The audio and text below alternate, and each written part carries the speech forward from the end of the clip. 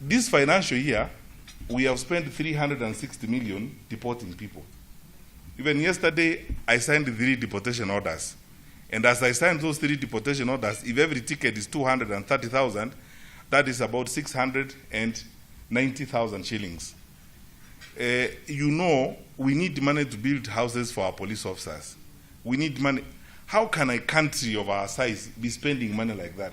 Our projections are that if we don't do our work well and we don't do this exercise successfully, the next financial year we will need close to 500 million to deport illegal people from our country. 500 million to buy tickets for people who are here illegally.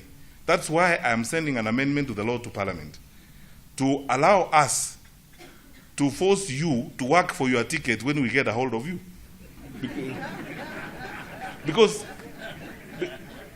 I'm just being purely pragmatic. I mean, I know that my colleague and my senior, Honorable Sally Kosgei, who was Minister of Foreign Affairs, will tell me that will cause me trouble with the rest of the global community. But I want to be pragmatic. You know, for a country that needs so much money for health services, so much money for our police officers, why should I be buying tickets every day for people who are here illegally? So if you don't have money to buy your ticket, we make you work at a rate we will agree, whether it's 300 bob a day or 2, until you make your ticket. Then you go back in the process. Then you meet the cost of you pay for your food for the time we'll be holding you, and pay for your ticket. Then you go back at your own expense, not at the Kenyan taxpayers' expense, as it were. We are being very, very pragmatic. It's good for people to understand that we have to go that way.